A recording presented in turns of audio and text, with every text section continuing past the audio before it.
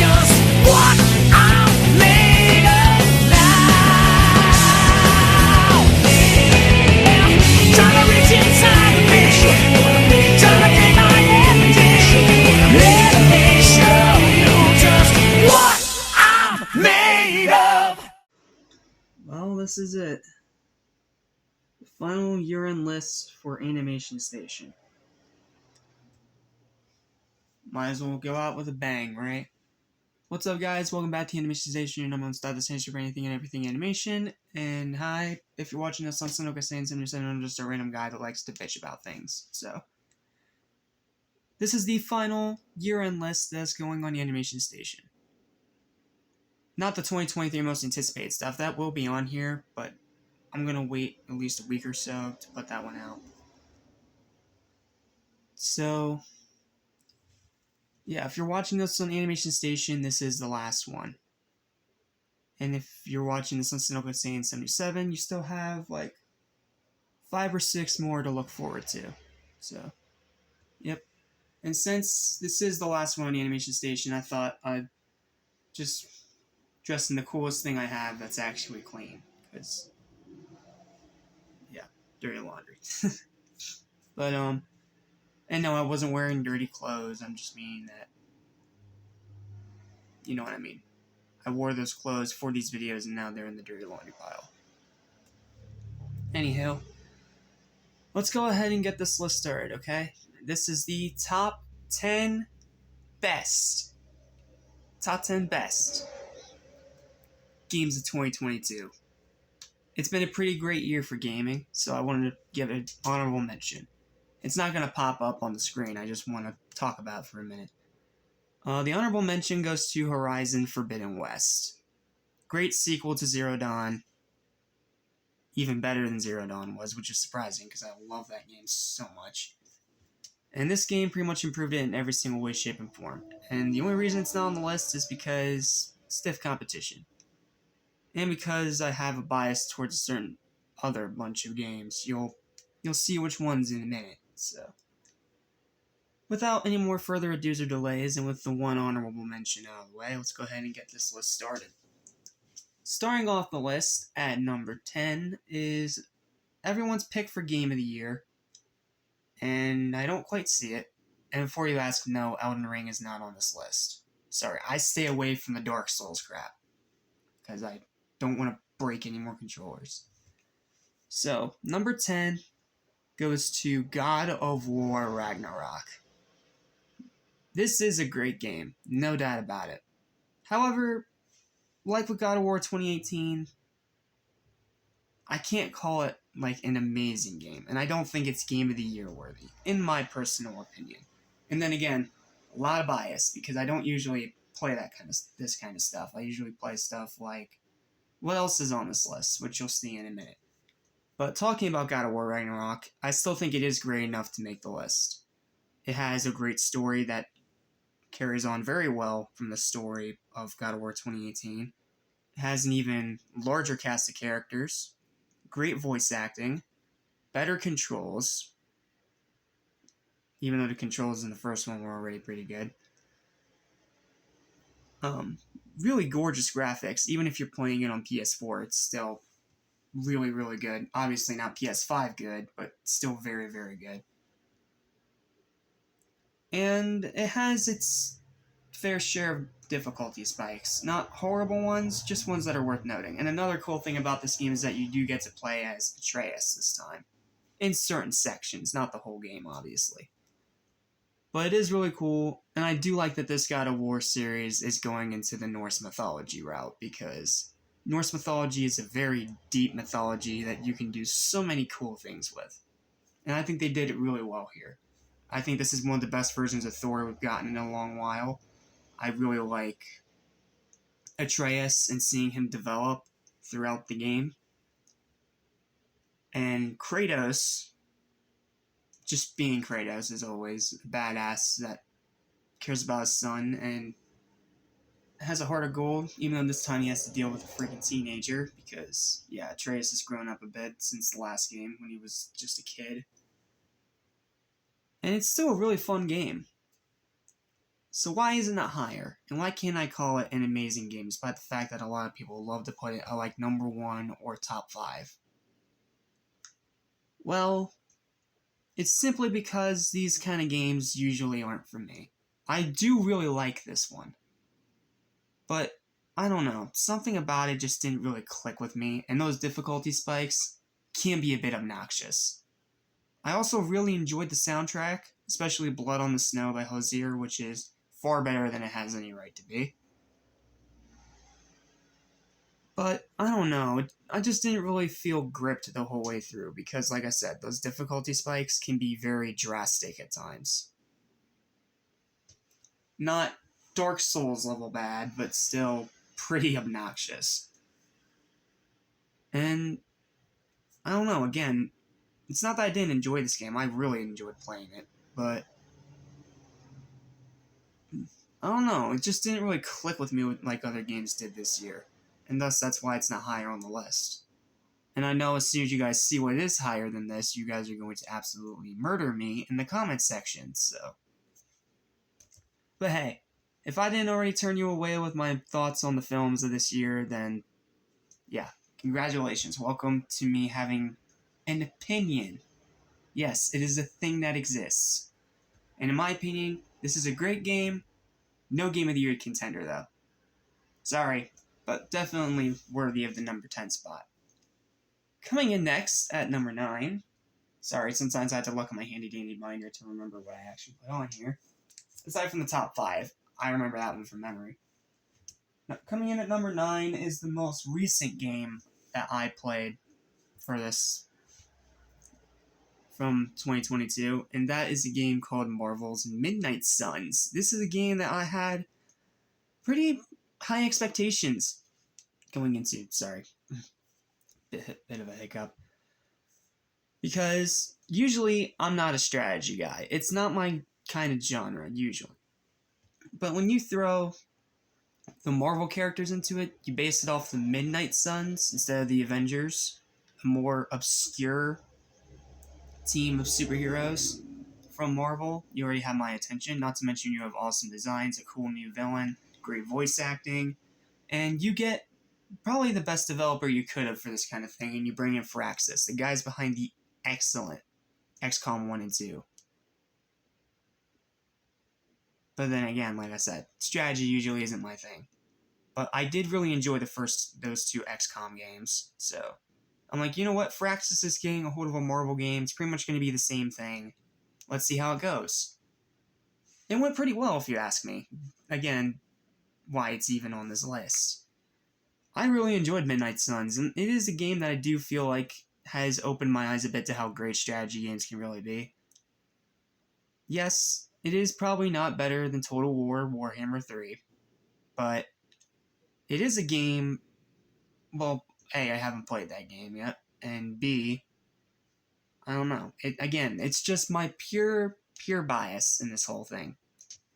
So, what makes Midnight Suns so good aside from everything I already listed? Well, because you do still have that same really well done, deep, multiple route, extremely complex and distinctive strategy gameplay all throughout. But it's so deep and complex that even after you get the hang of it, you're still going to have to learn what moves to make and be careful, because every move that you make can literally be the difference between life or death. In the game, of course. You guys know what I mean. And I love the redesigns they put in here for these characters, especially Spider-Man and Ghost Rider in particular. Not only that, this is the Robbie Reyes Ghost Rider, which is a pretty rare sight, because usually Ghost Rider's Johnny Blaze, especially in games like this, but no, it's Robbie Reyes, and it's a really cool version of Ghost Rider.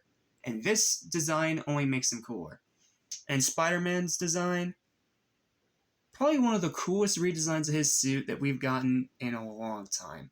Don't get me wrong, I love the No Way Home suits. I love that they brought the classic suit somewhat into actual film with that final swing. But video game-wise, outside of maybe not maybe, definitely the Insomniac suit. We haven't really had that much creative or unique Spider-Man suits in the past few years, and this one was really, really cool. Not to mention you get Venom with devil horns. It sounds silly, but trust me, it's cooler than it sounds. Not to mention you have a pretty good story tying this all together, written by someone that's actually made some of these Midnight Suns comics, so he definitely knows what he's doing. And combined with this gameplay, it just makes a really fun time. Yes, difficulty spikes. Because again, these are the guys that made XCOM 1 and 2. The modern ones, not the... You know what I mean. So yeah, you're going to get some difficulty spikes, and you're going to hit some walls. But if you push through it, you're in for a pretty memorable experience. It's a game that no one's really talking about because it released so late in the year. But it's still super good, and definitely worthy of your time. If you're a Marvel fan, give it a try. Even if you're not into strategy games, it's still worth your time. So yep, that is number 9, Midnight Suns.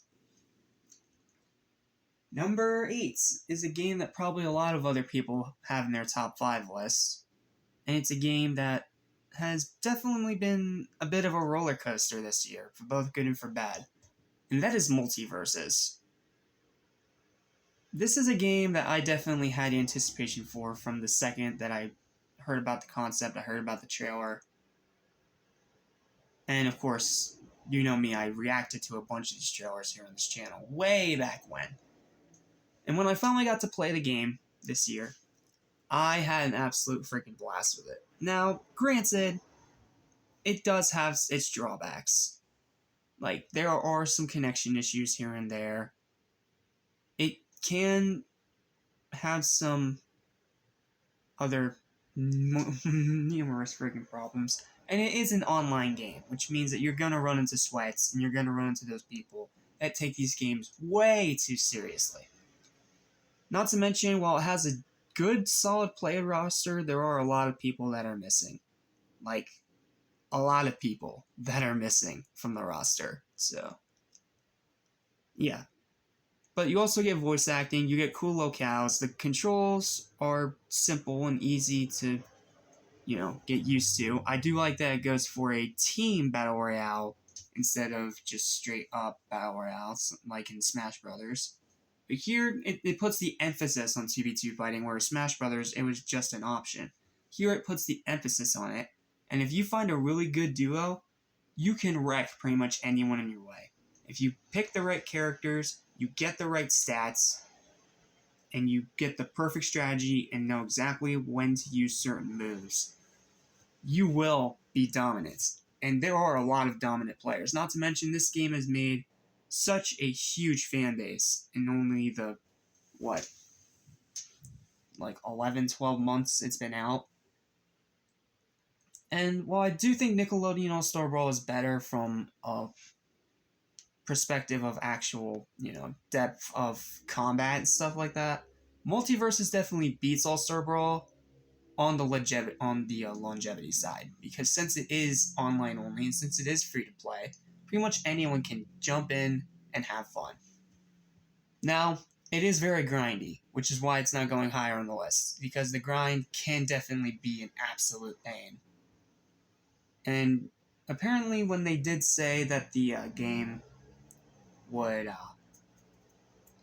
save your progress after you play through the demos, yeah, that was inaccurate, because I got to like a level 5-6 Shaggy. Yeah, Shaggy's in this game, and he definitely completely personifies everything that you thought he would be, the Ultra Instinct meme.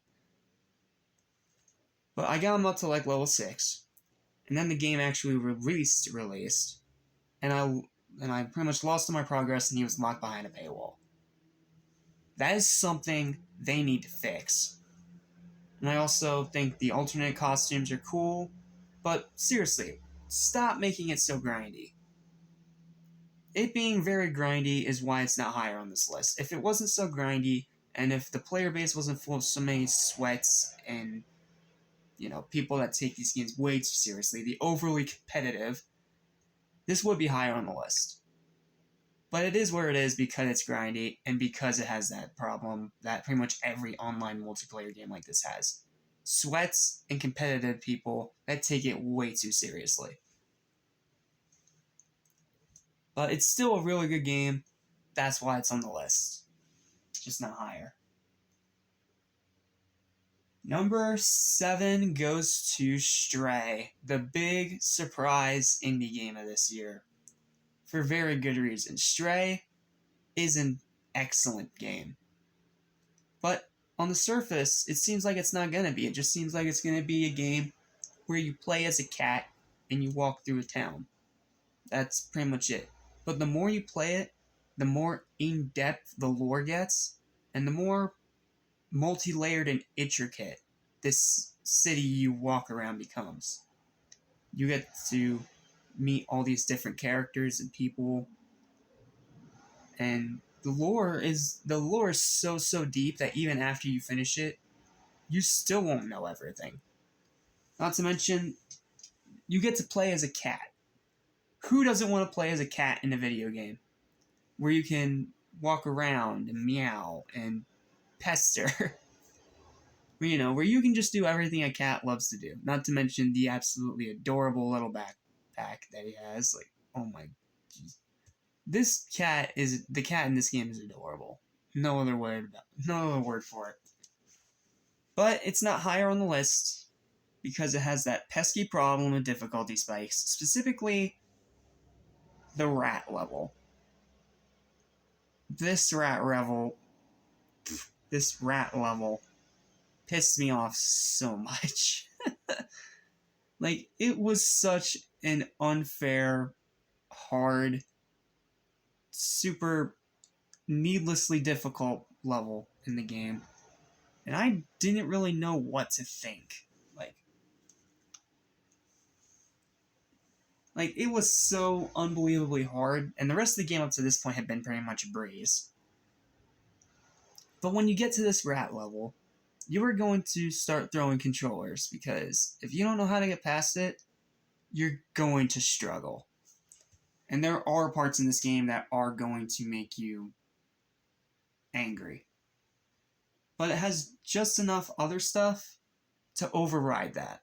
Not to mention, for an indie game, this is impressive on a gameplay, story, and graphical level. Even on PS4, again, this game looks beautiful.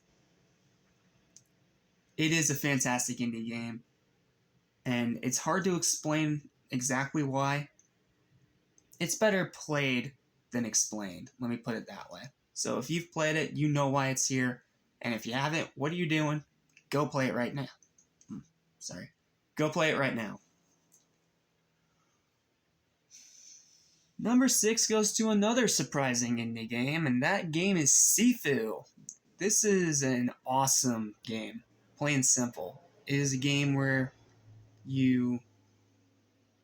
very in-depth, awesome combat, a very interesting and unique story, and one of the most interesting game fail mechanics I've seen in a while, where instead of failing, when you die, you just age up. Like, your first death, you go up 1 year, and then the next death, you go up 2 years, It goes on and so forth. And the thing is, the older you get, the more skilled your character is, but the more, susceptible to damage she becomes. So it's really that kind of balance. And not to mention, the mods this game has made is hilarious. Like, I believe there's one with John Wick, there's one with Neo from The Matrix.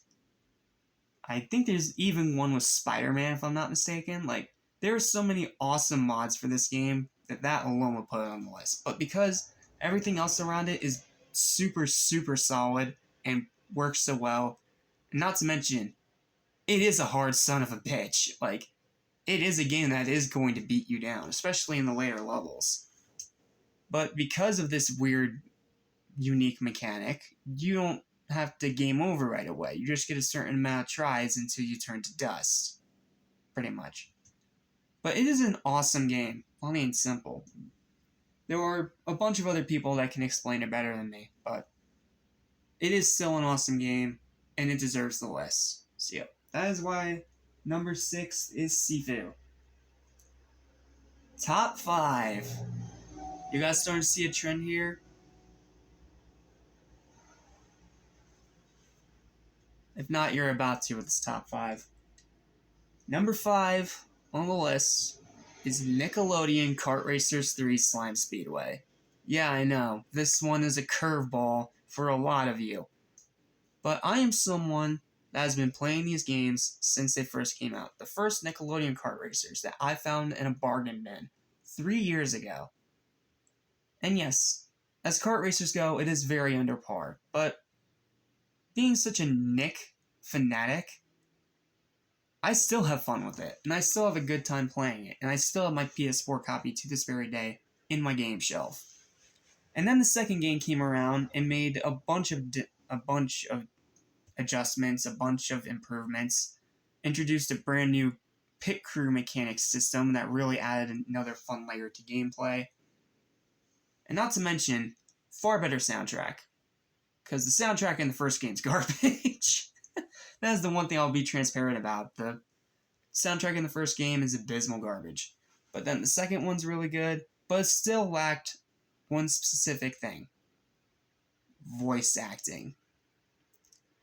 And when Nickelodeon Kart Racers 3 got leaked earlier in 2022, I was immediately on it. Like, as soon as I found out about that leak, I made a video about it. Very quickly. And then I made a video about the roster, I made a video about the trailer, and I was hyped for this game, because it said right in that leak, in the description on the Target website that actually leaked this thing earlier than expected, that it was going to have full voice acting. That alone made this game worth buying. But then you also add to the fact that it's even more in-depth than 2, has far more tracks than 2, brings back a bunch more Nickelodeon characters, while also bringing in some new guys, like the Camp Coral versions of SpongeBob and Patrick. And not to mention, the biggest thing of all, it improved the customization tenfold. Instead of one racer being stuck in one basic kart design, here you can customize it into whatever you want. Whatever base, whatever wheels, whatever thrusters, whatever paint job, whatever character you want. And speaking of those characters they decided to bring back, they brought back some pretty freaking good ones. They brought back, not only did they bring back Zuko from Avatar: The Last Airbender, and of course Toph, who was just a port over from All-Star Brawl. They also brought back Jenny XJ9. Yes, I know, another port over from All-Star Brawl, but this was the first one that actually had her voice actress, because voice acting didn't come into All-Star Brawl until after this game was already out. And the big one, it brought back our boy Jimmy Neutron. Like, that alone earned you a spot on this list. And yes, like I said, there are a lot of carryovers from All-Star Brawl when it comes to roster. Like, you have April, you have Garfield, you have Cat Dog, you have Ren and Stimpy, who I believe were in the second game anyway. So, yeah.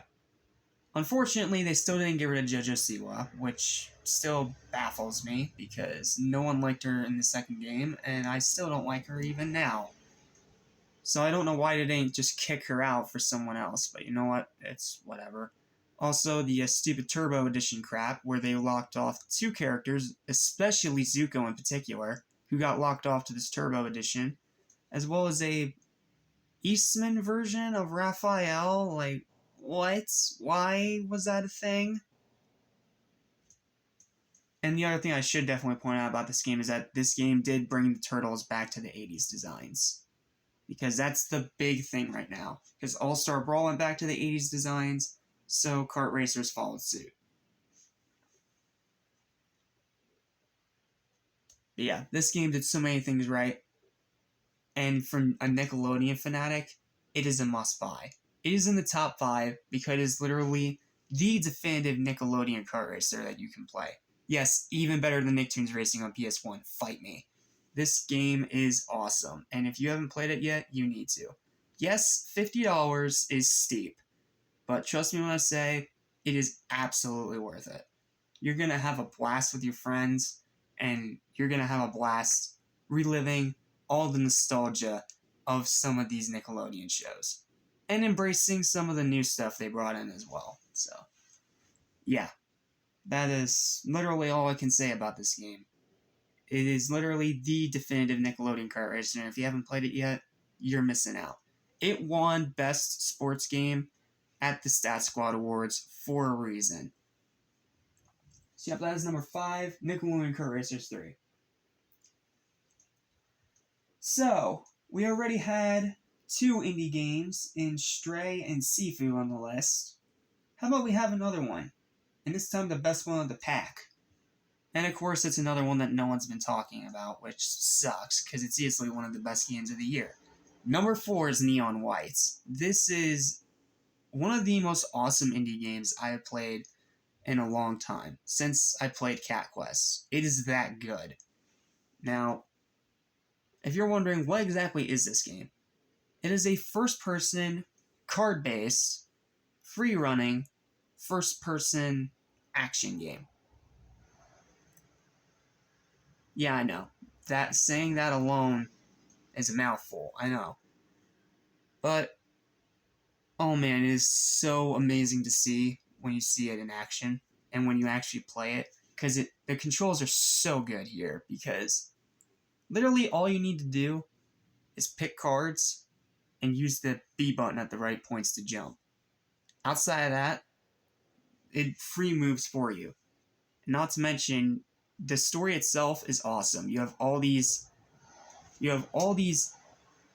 characters that I believe are demons from hell, and they have to, well, pretty much earn their tickets up to heaven by fighting all these different entities and demons and bad guys. And not to mention, you have an awesome anime aesthetic, superb, spectacular voice acting, and just the graphics have that amazing cel-shaded style. Like, it's a perfect balance between, like, cel-shading and straight-up anime. It is that cool and that well done. Not to mention the story itself perfectly delivers on its concept's potential. It is a fantastic game in every way, shape, and form. The only reason it's not higher is purely stiff competition. But yeah, definitely my pick for Best Indie Game of the Year. And while it was Stray that won at the Stat Squad Awards, yeah, Neon White is still an awesome game. And absolutely deserves your time. So yeah, that is number 4, Neon White. Number 3. Okay. So, if you guys don't remember in the last list, I did spend a lot of time crapping on Nintendo, specifically for Scarlet and Violet, for how broken, buggy, and just outright unacceptably awful those things were. Well, I'll be the first to admit that Nintendo wasn't all bad this year. Because they did release 2 games in particular that are really good. One is Mario plus Rabbids 2 Sparks of Hope, which just barely missed this list. And the other one is the number 3 spot. And probably one of the best games that you can get on the Nintendo Switch right now. You guys should all know what I'm about to say. So let me just go ahead and say it. Number 3 is Kirby and the Forgotten Lands. Oh man, this game was so good.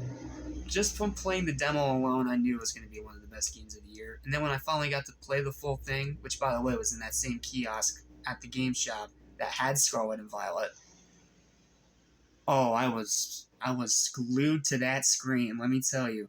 Kirby and the Forgotten Land is a fantastic Kirby adventure. It takes that sort of open world, sort of linear kind of deal that Nintendo did in Super Mario Odyssey, and it brings it into a Kirby game, but gives it a bit more of a rustic, mysterious kind of tone. Because Kirby just washes up on this random island, and he has to figure out, why is he here, what is his purpose, and more importantly, how to get back to his friends. And this game, yes, you have all the copy abilities you expect, and awesome super, super smooth controls for like running around and floating. But you also have something better than just copy abilities. You have the ability to make those copy abilities even better through the Waddle Dee Village, which is one of the coolest hub worlds we've gotten in a long time. Yes, almost as good as Station Square from Sonic Adventure. Fight me. Because while it is very simple in its design, it's very fun to traverse because you can talk to different Waddle Dees, you can learn more about the land you're on, and like I said, you can upgrade your copy abilities to be even stronger than they already are. It is that good. Now, granted, there are some difficulty spikes, and the bosses can be a smidge too easy at times, specifically the first few.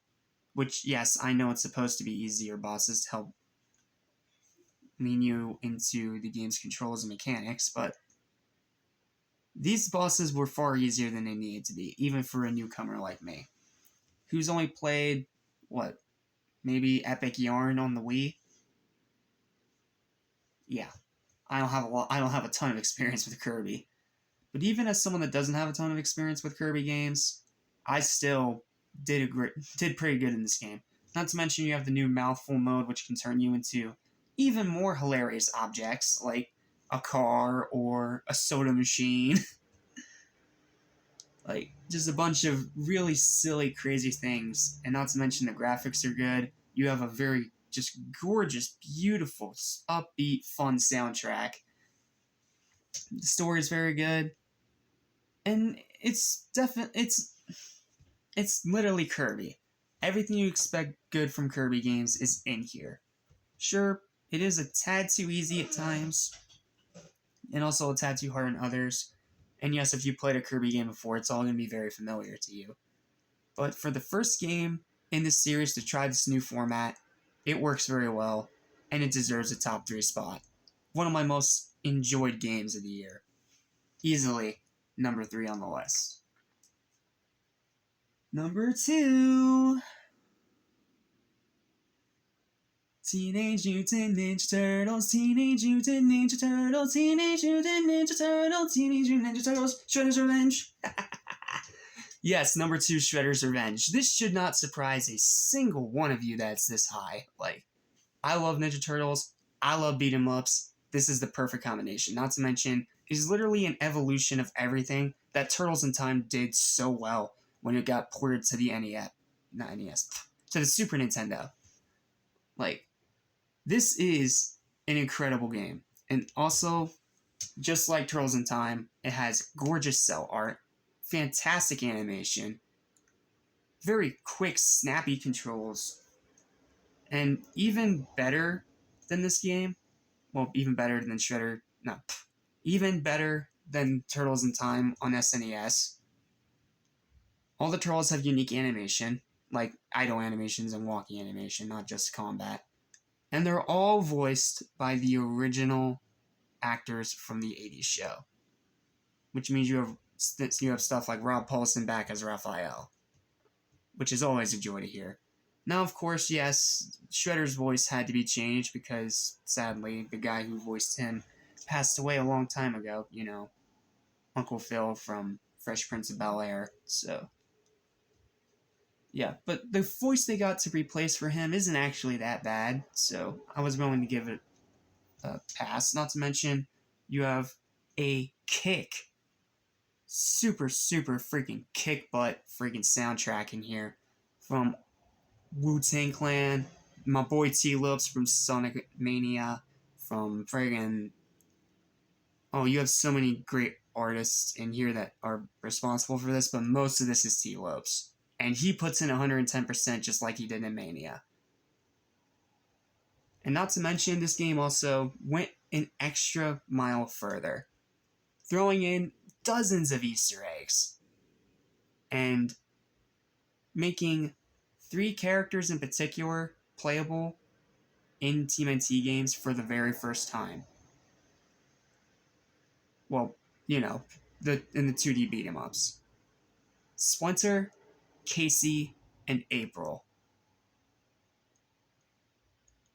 Casey in particular. Casey's so much fun to play as, and I can see why they locked him behind the you have to beat it once kind of thing, because he breaks the game, especially when you utilize that 6-player multiplayer. Yeah, like you can literally have 6 people on the screen at one time. It's crazy. And, you know, I already loved Streets of Rage 4, this developer and this publisher's previous game. But this is even better than Streets of Rage 4 because it took everything that game did and made it even better. Not to mention, you put turtles on anything, you instantly have my attention. And not only that, it's only $30, guys. Heck, it's gotten discounts on the Nintendo eShop that puts it down to like $21 to $18. For that price, this game is a steal. Yes, it is a very short game, and only like 2, maybe 3 hours. But you also have a bunch of side quests, you have 3 different difficulties, you have multiple characters to play as, you get a trophy and an award for playing through each campaign as every single character. Like, there's so much that you can do here that is just an absolute blast to do. And if you're a Turtles fan, you're going to love this game. If you love couch co-op, you're going to love this game. If you love online co-op, you're going to love this game. If you love the Ninja Turtles, you're going to adore this game the same way you do with Turtles in Time. It is a phenomenal game, and all I have left to say is, well, cowabunga. Yeah, I know it's cheesy, but the 80s show is cheesy too. Shut up. So yeah, Shredder's Revenge an easy number 2. And finally, number 1.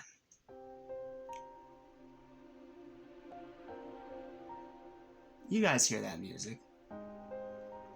You guys should all know what I'm about to say. It shouldn't even be remotely a surprise to any of you that this game is in the spot where it is. Not just because it swept the Stat Squad Awards, not just because I championed it all year, and not only because it is the only game from 2022 I actually straight up live streamed.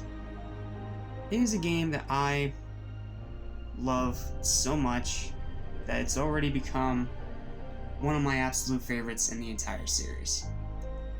You guys should all know what I'm about to say, so I guess I shouldn't start being around the bush any longer. Number 1, my pick for Game of the Year for 2022 is Sonic Frontiers.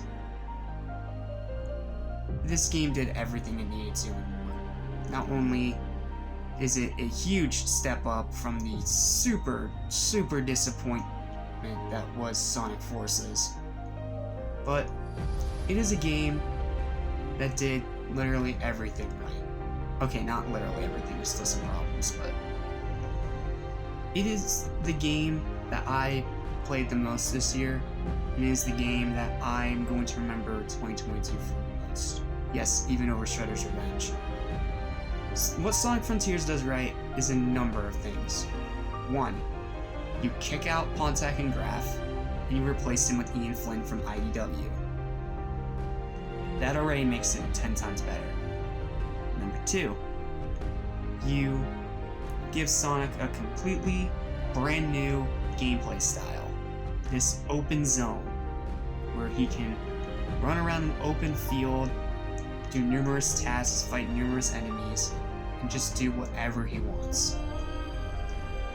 Number 3, you have far better voice direction than in Sonic Forces, and you have a story that's able to balance being serious, somber, and downtone, while also having its cheesy, goofy moments. Number 4, you do something that you haven't done since the classic games. You develop the characters. Where you have something like Tails struggling with this internal conflict with himself, or you have Amy really just realizing that she wants to go and spread her love to the world, even though it may take her far away from Sonic. And yes, this is a game that also confirms that Sonomy is canon, even though the Encyclopedia already did it once before. Shut up. Number 5, you not only make a serious and somber story, but you make probably one of the best stories in the Sonic series in a very long time. It is gripping from beginning to end. It is incredibly beautifully executed, and it houses some of the best moments in the whole Sonic series. The conversations with Amy, the banter back and forth with Knuckles, the beautiful brotherly love between Sonic and Tails. It is all just so beautiful and all so well done. Number 6, you make these open worlds mostly have different biomes and different outlands and landscapes, making it different to traverse every single one of them. Number 6, you fill that with multiple enemies of multiple varieties. Number 7, number 7, no, 8. Number 8, you give Sonic something he's been needing for a long time. An in-depth, incredibly complex, extremely fun and unique combat system with multiple different moves that can come in to handy at literally any time. Number 9, you make not only an incredible soundtrack, but you make probably one of the greatest video game soundtracks of all time.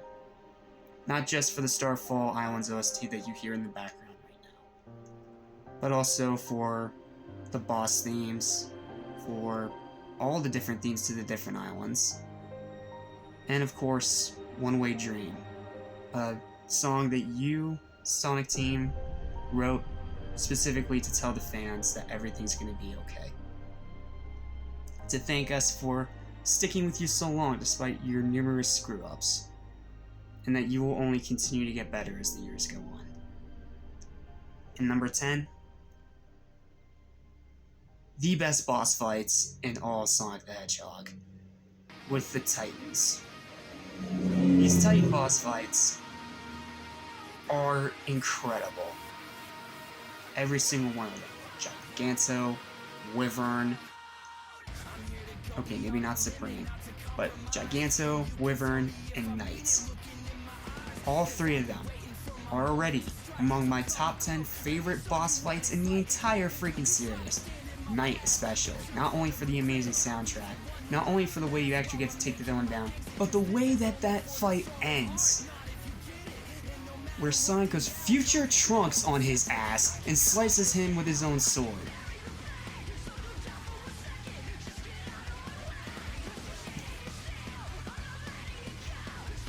Not to mention, you make the story so emotional. And unlike some other games in the past, where that came off as forced, here, every emotional moment hits really hard. Especially the ones with Sage and Eggman, who are easily the best characters in the whole game. Yes, even over Sonic, Amy, Knuckles, and Tails. Because Sage is an incredible new character that really adds to the lore of this series. And Eggman, we see a new side of him that we've never seen before. A caring, loving father. And it makes it only more emotional, not only when you get to the ending, which I'm not going to spoil it away, but also when you realize the fact that Mike Pollock is a dad in real life. So this is something that's very personal to him. And that personality, that personal connection, comes in with this performance.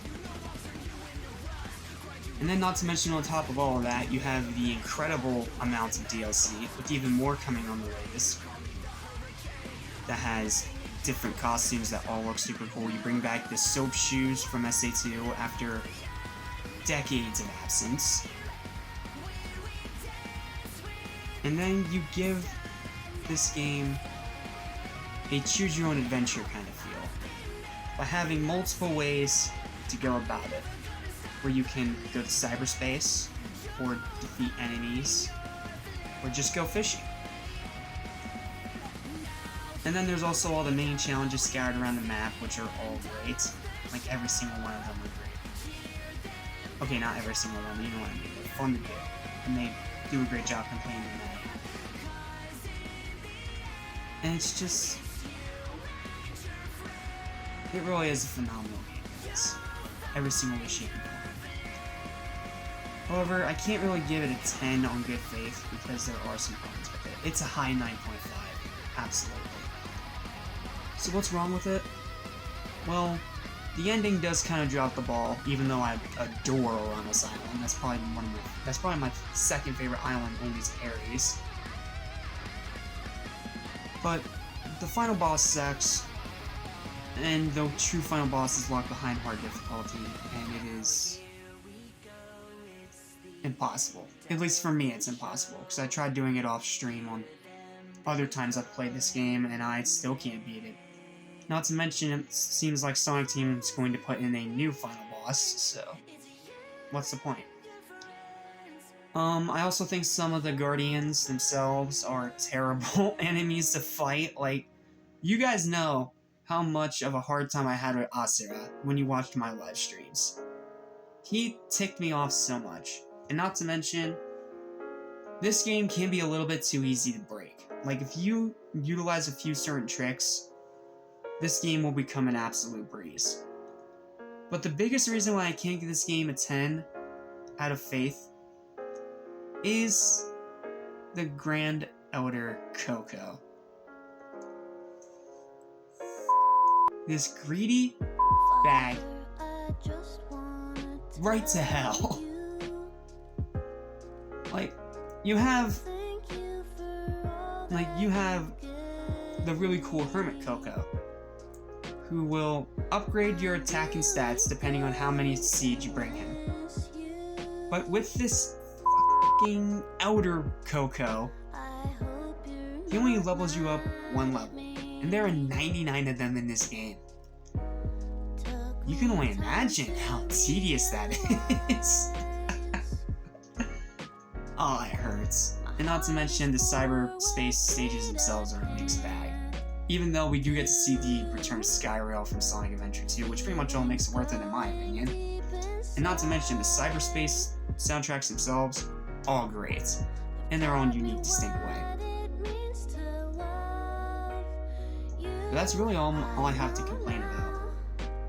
And with the DLC coming later this year, it's pretty safe to say that this will probably become that 10 out of 10 game.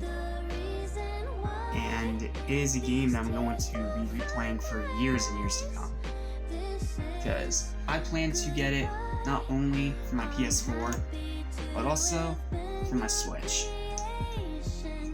Because it is a game that numerous times, and in my opinion, it's absolutely worth the $60. I don't give a rat's behind about all the critics that lowballed it and said, oh, it's a 7 or 6 at best, yada yada yada. No. This game's a 9. This game's a 9, stop lying to yourself. And don't even get me started on Jim Sterling. His opinion is so horrible, it is null and void and doesn't matter. At least in my personal opinion. And yeah, don't worry, I did unsub to him for his thoughts on Frontiers, because they were just that horrible. But no matter what anyone says, this is a game that's always going to hold a special place in my heart. It's shot up to my top 3 favorite Sonic games, right up there with Adventure 2 and Mania, and it's probably going to stay there for years to come. Not to mention, this is a super solid foundation for Sega to build something else upon it. Izuku has already said he wants to do Sonic Adventure 3, but I feel like they need to do a Frontiers 2 to really maximize the potential of this open zone concept. Because they did a great job with it. It's 4.5 islands, because, yeah, here's your extra spoiler. Don't go in expecting 5 complete islands, because Rhea is just towers. And Oranos is just a locked off part of Kronos. But you know what? They only have so much of a budget, they had to make cuts. I'm not gonna be mad at them for that.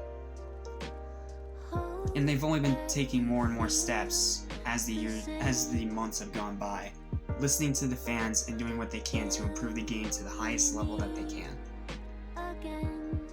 It's a phenomenal game. It is a game that's going to be staying in my heart for years to come. It's a game I'm going to be replaying for years to come. And it's definitely going to be a highlight of Sonic's amazing career. Especially Sonic's incredible 2022. So yeah, I gave Sonic Hedgehog 2 my film of the year. Frontiers gets game of the year. Not even a question. Sonic Frontiers, my pick for best game of 2022. Agree if you want, but if not, my opinion. Deal with it. Okay, that's going to do it for this video. Thank you guys for watching. Please don't forget to like, share, and subscribe to both these channels if you haven't already. And as for AnimationStation, I'll be back probably in February with my most anticipated lists. And as for Cynical Saiyan 77, look out. You got the music list coming up next. So, Cynical Saiyan 77, you're not done with your own list yet, but AnimationStation, this is your last one. So, thank you guys for watching. I've had a blast doing this, and I hope I can do this for both channels every single year. All 6 of these lists. So, until then, thanks for watching. I'm Jack Small of AnimationStation and Cynical Saiyan 77. For AnimationStation, I'll see you when I see you. And for Cynical Saiyan 77, I'll see you tomorrow for the best and worst albums. So, till then, I'm Jack Small of both channels. Thanks for watching, and take care.